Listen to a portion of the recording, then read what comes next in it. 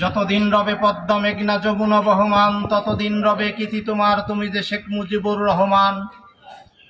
1950 সাল থেকে এ পর্যন্ত বারবার বাঙালি জাতির উপরে বিভিন্নভাবে আঘাত হানা হয়েছে।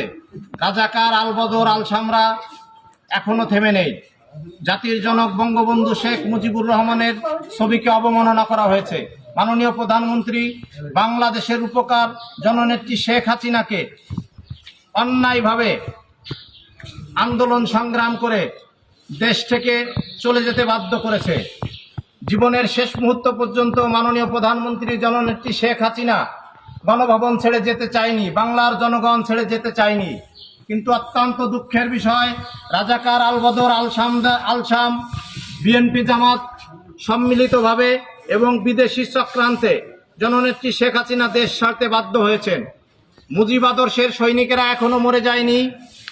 আমরা রাজপথে আছি, রাজপথে থাকব। বঙ্গবন্ধুর অপমানের প্রতিশোধ, বঙ্গবন্ধুর ভাস্কর্য ভাঙা জননেত্রী শেখ হাসিনাকে অপমানের প্রতিশোধ না নিয়ে মুজিব আদর্শের সৈনিকেরা ঘরে ফিরবে না।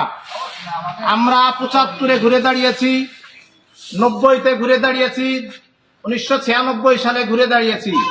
ইনশাআল্লাহ আমরা 2024 সালে আবারও ঘুরিয়ে দাঁড়াবো। অপেক্ষা শুধু সময়ের। মুজিব আদর্শের সকল সৈনিকদের ধৈর্য সহকারে আইন শৃঙ্খলা রক্ষা করে আন্দোলন চালিয়ে যাওয়ার জন্য বঙ্গবন্ধু মাজার থেকে আজকে 15ই আগস্টে শোককে শক্তিতে পরিণত করে দুর্বার আন্দোলন চালিয়ে যাওয়ার আহ্বান করছি। জয় বাংলা, জয় বঙ্গবন্ধু, বাংলাদেশ দীর্ঘজীবী হোক।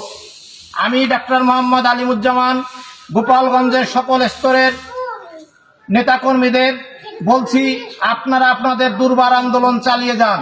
আপনাদের আন্দোলন ঠেকাবার মতো ক্ষমতা বাংলাদেশের কোনো প্রশাসনের নেই। আমরা আমাদের আন্দোলন সঠিকভাবে চালালে আমাদের কেউ দমাতে পারবে না। আমরা আবার ঘুরে দাঁড়াবো ইনশাআল্লাহ। অপেক্ষা শুধু সময়ের। আল্লাহ হাফেজ।